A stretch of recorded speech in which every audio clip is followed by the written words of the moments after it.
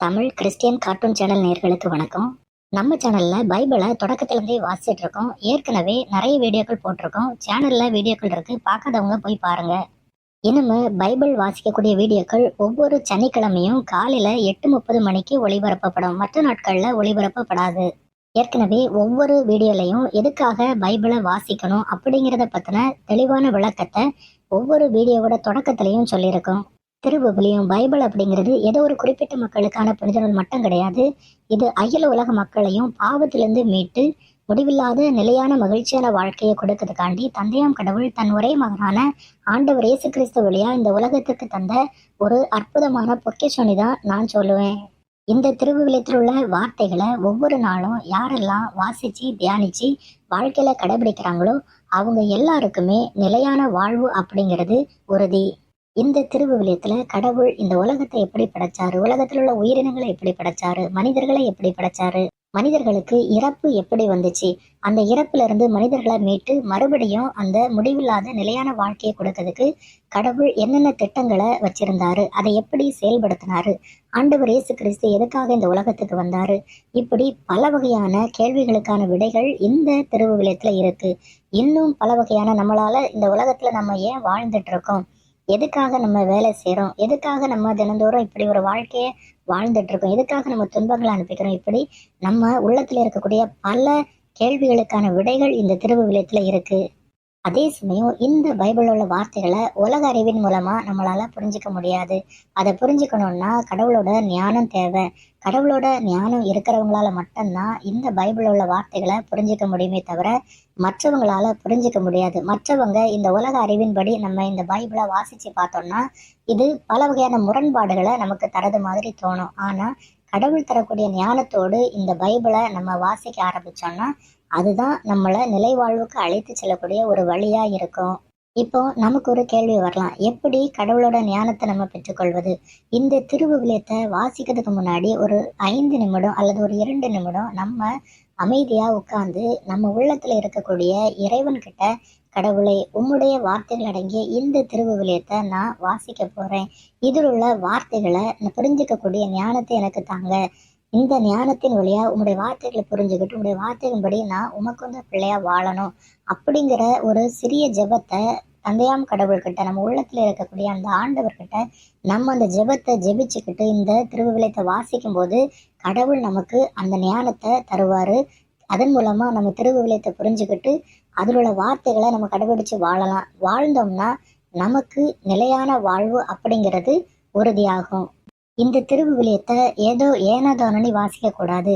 ஒரு பயபக்தியோடு இதில் உள்ள வார்த்தைகள் கடவுளுடைய வார்த்தைகள் அப்படிங்கிற எண்ணத்தோட ஒரு அமைதியான முறையில உட்கார்ந்து எந்தவித தொந்தரவும் டிஸ்டர்பன்ஸும் இல்லாம அமைதியா உட்கார்ந்து நீங்க வாசிக்கும் போது பல வகையான புரிதல்கள் உங்களுக்கு கிடைக்கும். பல வகையான தேடல்களுக்கான பதில் இதுல இருக்கும். நம்ம வாழ்க்கையில நமக்கு முன்னாடி இருந்தவங்க வாழ்க்கையா இருந்தாலும் சரி, இப்ப வாழ்ந்துட்டு இருக்கக்கூடிய நம்மளுடைய வாழ்க்கையா இருந்தாலும் சரி, இனி எத்தனை தலைமுறைகள் வந்தாலும் அவங்களோட வாழ்க்கைக்கான பதில் இந்த திருவிவிலியத்துல நிச்சயமா எல்லாருக்கும் இருக்கு. இந்த உலகத்துல ஏராளமான புத்தகங்கள் இருக்கு. அந்த புத்தகங்களை நம்ம வாசிக்கும் போது அதுல இருந்து சில தகவல்கள், சில விஷயங்களை நம்ம தெரிஞ்சுக்கலாம், அவ்வளவுதான். ஆனா இந்த திருவிவிலியம் அப்படி இல்லை. இந்த உலகத்துல கடவுளுக்கு உகந்த முறையில வாழ்க்கையை எப்படி வாழணும் அப்படிங்கிறது இந்த திருவிவிலியத்தை ஒவ்வொரு நாளும் வாசிக்க வாசிக்க இந்த திருவிவிலியம் நம்மளை கடவுளை நோக்கி வழி நடத்தும். இந்த திருவிவிலியத்தை வாசிச்சதன் மூலமா கடவுள் நம்பிக்கை இல்லாதவங்களும் கடவுள்கிட்ட திரும்பி வந்திருக்காங்க. அதே நேரத்துல கடவுள் கோட்பாட்டுல பல முரண்பாடுகள் இருந்தவர்களும் இந்த திருவிவிலியத்துக்கு பின்னாடி இருக்கக்கூடிய உண்மை கடவுளை கண்டறிஞ்சு அவரோட வழியில நடந்து எல்லாருமே நிலை வாழ்வுக்கு தகுதியா மாறி இருக்காங்க. நிறைய பேருக்கு இது உண்மையா பொய்யா, இதை நம்பலாமா அப்படிங்கிற பல குழப்பங்களும் ஏற்படலாம். அதனாலதான் நிறைய பேர் இந்த திருவிவிலியத்தை வாசிக்கிறது இல்லை.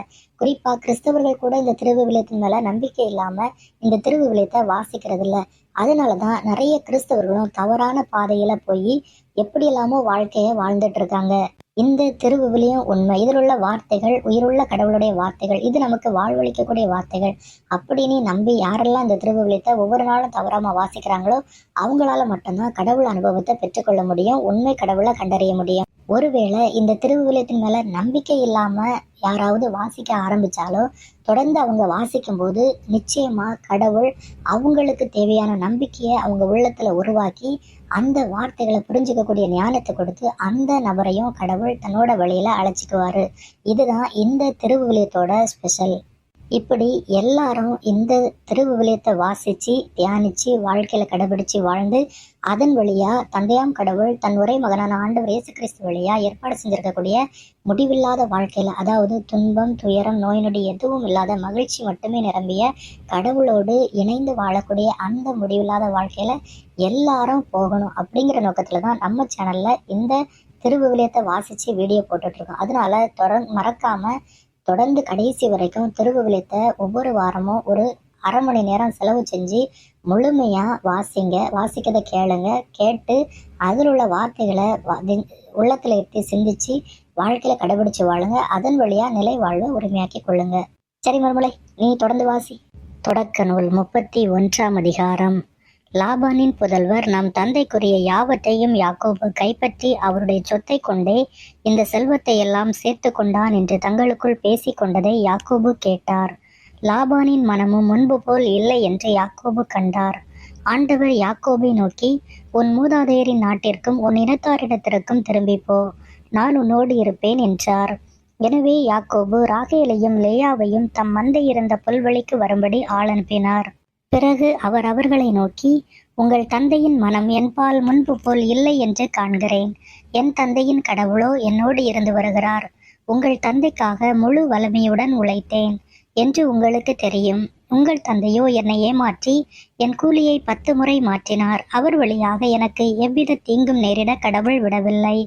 ஏனெனில் கலப்பு நிறமானவை உனக்குரிய ஊதியம் என்றபோது ஆடுகளெல்லாம் கலப்பு நிற குட்டிகளையே ஈன்றன. இவ்விதமாய் கடவுளை உங்கள் தந்தையின் மந்தைகளை எடுத்து எனக்கு தந்தருளினார். ஆடுகள் சினையுறும் காலத்தில் நான் ஒரு கனவு கண்டேன். அதில் நான் கண்களை உயர்த்தி பார்த்தபோது ஆடுகளோடு பொலியும் கிடாய்கள் வரியும் கலப்பு நிறமும் புள்ளியும் உடையனவாய் இருந்தன. அக்கனவில் கடவுளுடைய தூதர் யாக்கோபு என்று என்னை அழைக்க நான் இதோ அடியேன் என்றேன். அவர், உன் கண்களை உயர்த்தி கிடாய்கள் யாவும் வரியும் கலப்பு நிறமும் புள்ளியும் உடைய ஆடுகளுடன் பொலிவதை பார்.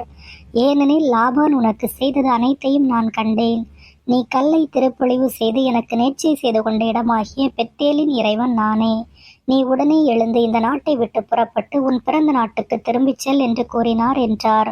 அதற்கு ராகேலும் லேயாவும், எங்கள் தந்தையின் குடும்பத்தில் எங்களுக்கு பங்கும் உரிமை சொத்தும் இன்னும் உண்டோ? அவர் எங்களை அந்நிய பெண்களைப் போல் விலைக்கு விற்று எங்களுக்காக வாங்கியதையும் முழுமையாக விழுங்கிவிடவில்லையா? ஆனால் செல்வத்தை எல்லாம் எங்கள் தந்தையிடமிருந்து கடவுள் பிடுங்கி நமக்கும் நம் பிள்ளைகளுக்கும் உரிமையாக்கினார். ஆகையால் கடவுள் உங்களுக்கு சொன்னதையெல்லாம் செய்யுங்கள் என்றனர். அப்போது யாக்கோபு தம் மக்களையும் மனைவியரையும் ஒட்டகங்களின் மேல் ஏற்றி கொண்டு புறப்பட்டு சென்றார். பதான் அராமில் மந்தைகள் எல்லாவற்றையும் ஓட்டிக்கொண்டு கானான் நாட்டிலிருந்து தம் தந்தை ஈட்டிய செல்வம் அனைத்தையும் திரட்டி கொண்டு கானான் நாட்டிலிருந்த தம் தந்தை ஈசாக்கை நோக்கி பயணமானார். லாபான் ஆடுகளுக்கு ரோமம் கத்தரிக்க போயிருந்த பொழுது ராக்கேல் தம் தந்தையின் குலதெய்வ சிலைகளை திருடி கொண்டு விட்டார். மேலும் யாக்கோபு தாம் ஓடி போகிற செய்தியை அரமையனான லாபானுக்கு தெரிவிக்காமல் ஏமாற்றி விட்டார். அவர் தமக்கு சொந்தமான எல்லாவற்றையும் எடுத்துக்கொண்டு நதியை கடந்து கிளையாது மலைநாட்டை நோக்கி தப்பி ஓடினார். யாக்கோபு தப்பியோடிய செய்தி லாபானுக்கு 3ஆம் நாள் தெரிவிக்கப்பட்டது. உடனே அவன் தன் உறவினர்களை கூட்டிக் கொண்டு 7 நாட்களாக அவரை பின்தொடர்ந்து சென்று அவர் இருந்த கிளையாது மலைப்பகுதியை நெருங்கினான். அன்றிரவு கனவில் அரமையனான லாபானுக்கு கடவுள் தோன்றி அவனை நோக்கி, நீ யாக்கோபிடம் நல்லதோ கெட்டதோ யாதொன்றும் பேச வேண்டாம் என எச்சரித்தார். லாபான் யாக்கோபை நெருங்கிய பொழுது யாக்கோபு கிளையாது மலைப்பகுதியில் கூடாரம் அடித்திருந்தார். அம்மலைப்பகுதியில் லாபானும் அவன் உறவினரும் கூடாரம் அடித்து தங்கினர். அவன் யாக்கோபை நோக்கி, நீர் இப்படி செய்யலாமா? என்னை ஏமாற்றி என் புதல்வியரை வாழ்முனையில் பிடித்த கைதிகளைப் போல் இட்டுச் செல்லலாமா? எனக்கு ஒன்றும் தெரிவிக்காமல் என்னை ஏமாற்றிவிட்டு ஏன் ரகசியமாய் ஓடி வந்தீர்? நான் மேளதாள வாத்தியங்களுடன் மகிழ்ச்சியாய் உங்களை வழியனுப்பி வைத்திருப்பேனே. என் பேர பிள்ளைகளையும் புதல்வியரையும் நான் முத்தவிட விடாமல் செய்துவிட்டது ஏன்? நீர் முட்டாள்தனமாக நடந்து கொண்டீர். இப்போதோ உமக்கு தீங்கிழைக்க என்னால் முடியும். ஆனால் நேற்றிரவு உம் தந்தையின் கடவுள் என்னை நோக்கி, நீ யாக்கோபிடம் நல்லதோ கெட்டதோ யாதொன்றும் பேச வேண்டாம் என்று எச்சரித்தார். உம் தந்தையின் வீட்டுக்கு திரும்பும் ஆவலினால் நீர் இவ்வாறு வந்துவிட்டீர். ஆனால் என் குலதெய்வ சிலைகளை திருடி கொண்டது ஏன் என்றான். யாக்கோபு அவனுக்கு மறுமொழியாக, நீரும் புதல்வியரை வன்முறையில் என்னிடமிருந்து பிரித்து வைத்துக் கொள்வீர் என்று அஞ்சினேன். ஆனால் குலதெய்வ சிலைகளை யாரேனும் திருடியிருந்தால் அவன் உயிரோடு இருக்க வேண்டாம். உம்முடைய பொருள் ஏதாவது இங்கே என்னிடம் இருக்கின்றதா என்று நம் உறவினர் முன்னிலையில் பரிசோதித்து பார்த்து எடுத்துக்கொள்ளும் என்றார். அவற்றை ராகேல் திருடி இருந்தது யாக்கோபுக்கு தெரியாது. அப்போது லாபான் யாக்கோபின் கூடாரத்திலும் லேயாவின் கூடாரத்திலும் 2 வேலைக்காரிகளின் கூடாரத்திலும் நுழைந்து தேடி பார்த்தும் ஒன்றையும் கண்டுபிடிக்கவில்லை. பின் அவன் லேயாவின் கூடாரத்தை விட்டு வெளியே வந்து ராக்கேலின் கூடாரத்துக்குள் நுழைந்தான். இதற்கிடையே ராக்கேல் குலதெய்வ சிலைகளை எடுத்து தம் ஒட்டகச் சேணத்தினுள் ஒளித்து வைத்து அதன் மேல் உட்கார்ந்து கொண்டார். லாபான் கூடாரம் எங்கும் சோதித்து பார்த்தும் ஒன்றையும் கண்டுபிடிக்கவில்லை. அவர் தன் தந்தையை நோக்கி, என் தலைவராகிய முன்னிலையில் என்னால் நிற்க முடியவில்லை என்று சினம் கொள்ள வேண்டாம், ஏனெனில் நான் மாதவிலக்காய் இருக்கின்றேன் என்றார். எனவே அவன் எவ்வளவு தேடி பார்த்தும் குலதெய்வ சிலைகளை கண்டுபிடிக்க முடியவில்லை. அப்பொழுது யாக்கோபு சினமுற்று லாபானுடன் வாதிட்டு மறுமொழியாக கூறியது, நான் செய்த குற்றம் என்ன? நான் செய்த பாவம் என்ன? ஏன் இப்படி என்னை துரத்தி கொண்டு வருகிறீர்? என் உடைமைகளை எல்லாம் சோதித்து பார்த்தீரே, வீட்டுப் பொருளில் ஏதேனும் கண்டுபிடித்தீரா? அப்படியானால் அதை என் உறவினர் முன்னிலையில் இங்கே வையும். இவர்களை உமக்கும் எனக்கும் இடையே தீர்ப்பு வழங்கட்டும். இதற்காகத்தானா நான் உம்மோடு 20 ஆண்டுகளாக இருந்தேன். உம்முடைய செம்மறி ஆடுகளும் வெள்ளாடுகளும் சினை அழியவில்லையே. உம்முடைய மந்தை கடாய்களில் ஒன்றையும் நான் தின்னவில்லையே. கொடிய விலங்குகளால் அடிபட்டவைகளை நான் உம்மிடம் கொண்டு வரவில்லையே. மாறாக அவற்றிற்கும் ஈடு செய்தேன். ஆனால் இரவிலோ பகலிலோ களவு போனவற்றிற்காக நீர் என் கையிலிருந்து ஈடு வாங்கி கொண்டீரே. பகலில் கொடும் வெயிலும் இரவில் கடும் குளிரும் என்னை வாட்டின. அதனால் என் கண்களுக்கு உறக்கமே இல்லை. இவ்விதமாய் நான் உமது வீட்டில் புதல்வியருக்காக 14 ஆண்டுகளும் மந்தைகளுக்காக 6 ஆண்டுகளுமாக இந்த 20 ஆண்டுகள் உம்மிடம் வேலை செய்தேன். நீரோ என் ஊதியத்தை 10 முறை மாற்றினீர். ஆபிரகாமின் கடவுளும் ஈசாக்கின் அச்சமுமான என் தந்தையின் கடவுள் என்னோடு இருந்திராவிடில் உண்மையாகவே நீர் என்னை வெறுங்கையனாய் அனுப்பியிருப்பீர். ஆனால் கடவுள் என் துன்பத்தையும் கடின உழைப்பையும் கண்டு நேற்றிரவு உம்மை எச்சரித்திருக்கிறார் என்றார். அதற்கு மறுமொழியாக லாபான் யாக்கோபை நோக்கி, இப்புதல்வியர் என் புதல்வியர், இப்பிள்ளைகள் என் பிள்ளைகள், இம்மந்தை என் மந்தை, நீர் காண்பவை யாவும் என்னுடையவையே.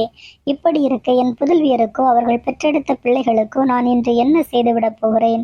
வாரும், நானும் நீரும் இப்பொழுது உடன்படிக்கை செய்து கொள்வோம். அது உமக்கும் எனக்கும் இடையே சான்றாக இருக்கட்டும் என்றான். எனவே யாக்கோபு ஒரு கல்லை எடுத்து நினைவு தூணாக நிறுத்தினார். யாக்கோபு தம் உறவினரை நோக்கி, கற்கள் சேகரித்து கொண்டு வாருங்கள் என்றார். அவர்களும் கற்களை கொண்டு வந்து ஒரு குவியல் எழுப்பினர். 32ஆம் அதிகாரம். பின்னர் யாக்கோபு தம் பயணத்தை தொடர்ந்தார். கடவுளின் தூதர்கள் வழியில் அவரை சந்தித்தார்கள். யாக்கோபு அவர்களை கண்டபோது, இதுதான் கடவுளின் படை என்று கூறி அந்த இடத்திற்கு மகனையும் என்று பெயரிட்டார். பின்பு யாக்கோபு ஏதோம் நாட்டிலுள்ள சேயீர் பகுதியில் வாழ்ந்து வந்த தம் சகோதரன் ஏசாவிடம் தூதரை அனுப்பினார். அவர் அவர்களுக்கு கட்டளையிட்டு சொன்னது, நீங்கள் என் தலைவன் ஏசாவிடம் போய் ஊழியனாகிய யாக்கோபு கூறுவது, நான் இதுவரை லாபானிடம் அந்நியனாய் தங்கியிருந்தேன். மாடுகளும் கழுதைகளும் ஆடுகளும் வேலைக்காரரும் வேலைக்காரிகளும் எனக்கு உள்ளனர். பார்வையில் எனக்கு தயை கிடைக்கும்படி என் தலைவரான உமக்கு ஆள் அனுப்பி அறிவிக்கிறேன் என்று சொல்லுங்கள். அத்தூதர் யாக்கோபிடம் திரும்பி வந்து, நாங்கள் சகோதரர் ஏசாவிடம் போனோம். அவர் இதோ 400 பேருடன் உம்மை சந்திக்க வருகிறார் என்றனர். யாக்கோபு மிகவும் அஞ்சி கலங்கி தம்முடன் இருந்த ஆட்களையும் ஆடு மாடு ஒட்டகங்களாகிய மந்தைகளையும் 2 பகுதிகளாக பிரித்தார். ஏனெனில் ஏசா வந்து ஒரு பகுதியை தாக்கினாலும் எஞ்சிய பகுதியாவது தப்புமே என்று நினைத்து கொண்டார். மேலும் யாக்கோபு, என் மூதாதை ஆபிரகாமின் கடவுளும் ஈசாக்கின் கடவுளுமான ஆண்டவரை, நீர் என்னை நோக்கி உன் சொந்த நாட்டிற்கும் உன் உறவினரிடமும் திரும்பிப்போ, நான் உனக்கு நன்மையே புரிவேன் என்று உரைத்தீர். அடியேனுக்கு நீர் காட்டிய பேரன்பு முழுவதற்கும் நம்பிக்கைக்குரிய தன்மை முழுவதற்கும் நான் தகுதியற்றவன். நான் இந்த யோர்தானை கடந்து சென்றபோது என்னிடமிருந்தது ஒரு கோல் மட்டுமே. இப்போதோ 2 பரிவாரங்கள் உடையவனானேன். என் சகோதரர் ஏசாவுக்கு நான் மிகவும் அஞ்சுகிறேன். அவர் கையினின்று என்னை விடுவித்தருளும். இல்லையேல் அவர் வந்து என்னையும் பிள்ளைகளையும் தாய்களையும் தாக்குவார். நீர், நான் உனக்கு உறுதியாக நன்மை புரிவேன். உன் வழிமரபை எண்ண முடியாத கடல் மணலைப் போல பெருகச் செய்வேன் என்று வாக்களித்துள்ளீர் என்றார். அன்றிரவு அவர் அங்கேயே தங்கி தமக்கு சொந்தமானவற்றிலிருந்து சகோதரர் ஏசாவுக்கு அன்பளிப்பாக 200 வெள்ளாடுகளையும் 20 வெள்ளாட்டு கடாய்களையும் 200 செம்மறி ஆடுகளையும் 20 செம்மறி கடாய்களையும் 30 பெண் ஒட்டகங்களையும் அவற்றின் குட்டிகளையும் 40 பசுக்களையும் 10 காளைகளையும் 20 பெண் கழுதைகளையும் 10 ஆண் கழுதைகளையும் தேர்ந்தெடுத்தார். அவற்றுள் ஒவ்வொரு மந்தையையும் வேலைக்காரர் கையில் தனித்தனியாய் ஒப்புவித்து, நீங்கள் மந்தைகளுக்கு இடையே இடம் விட்டு எனக்கு முன் ஓட்டிக்கொண்டு போங்கள் என்று சொன்னார். பின்பு அவர் முதலில் போகிறவனை நோக்கி கட்டளையிட்டு கூறியது, என் சகோதரர் ஏசா, உனக்கு எதிர்பட்டு நீ யாருடைய ஆள்? நீ எங்கே போகிறாய்? உனக்கு முன் செல்லும் இவை யாருடையன என்று உன்னிடம் கேட்டால், இவை உம் ஊழியன் யாக்கோபின் உடையவை. அவர் தம் தலைவராகிய ஏசாவுக்கு இவற்றை அன்பளிப்பாக அனுப்பியிருக்கிறார். அவரும் எங்கள் பின்னர் வருகிறார் என்று நீ சொல்வாய் என்றார்.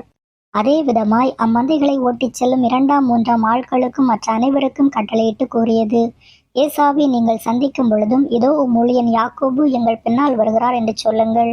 ஏனெனில் யாக்கோபு, நான் அவர் முன்னே இவ்வன்பளிப்புகளை அனுப்பி அவரை அமைதிப்படுத்துவேன். பின்பு நான் அவரை நேரில் காணும் பொழுது அவர் ஒருவேளை என்னை ஏற்றுக்கொள்வார் என்று நினைத்தார். அவ்விதமே யாக்கோபின் அன்பளிப்புகள் அவருக்கு முன் சென்றன. அவரோ அன்றிரவு கூடாரத்தில் தங்கினார். அந்த இரவிலேயே அவர் எழுந்து தம் 2 மனைவியரையும் 2 வேலைக்காரிகளையும் புதல்வர் 11 வரையும் அழைத்து கொண்டு யாபோக்கு ஆற்றின் துறையை கடந்தார். அப்படி அவர்களை ஆற்ற கடைக்கச் செய்தபோது தமக்கிருந்த அனைத்தையும் அனுப்பி வைத்தார். யாக்கோபு மட்டும் இவ்வாறு தனித்திருக்க ஓர் ஆடவர் பொழுது விடியும் மட்டும் அவரோடு மற்போரிட்டார். யாக்கோபை வெற்றி கொள்ள முடியாதென்று கண்ட அந்த ஆடவர் அவரது தொடை சந்தை தொட்டார். யாக்கோபு அவரோடு மற்போரிடுகையில் தொடை சந்தையிடம் விலகியது. அப்பொழுது ஆடவர், என்னை போகவிடு, பொழுது புலரப்போகிறது என யாக்கோபு, நீர் எனக்கு ஆசி வழங்கினால் ஒழிய உம்மை போகவிடேன் என்று மறுமொழி சொன்னார். ஆடவர், உன் பெயர் என்ன என அவர், நான் யாக்கோபு என்றார். அப்பொழுது அவர், உன் பெயர் இனி யாக்கோபு எனப்படாது, இஸ்ரேல் எனப்படும். ஏனெனில் நீ கடவுளோடும் மனிதரோடும் போராடி வெற்றி கொண்டாய் என்றார். யாக்கோபு அவரை நோக்கி, உன் பெயரை சொல்லும் என்றார். அவர், என் பெயரை நீ கேட்பதேன் என்று அந்த இடத்திலேயே அவருக்கு ஆசி வழங்கினார். அப்பொழுது யாக்கோபு, நான் கடவுளின் முகத்தை நேரில் கண்டும் உயிர் தப்பி பிழைத்தேன் என்று சொல்லி அந்த இடத்திற்கு பெனியேல் என்று பெயரிட்டார். அவர் பெனியேலுக்கு அப்பால் சென்றவுடன் கதிரவன் தோன்றினான். தொடை விலகியதால் அவரும் நொண்டி நொண்டி நடந்தார். அதன் பொருட்டு இஸ்ரேலர் இந்நாள் வரை தொடை சந்து சதைநாரை உண்பதில்லை. ஏனென்றால் அந்த ஆடவர் யாக்கோபின் தொடை சந்து சதைநாரை தொட்டார். சரி மருமலை, இன்னைக்கு இவ்வளோ போதும். மீதி அடுத்த வீடியோவில் வாசிப்போம்.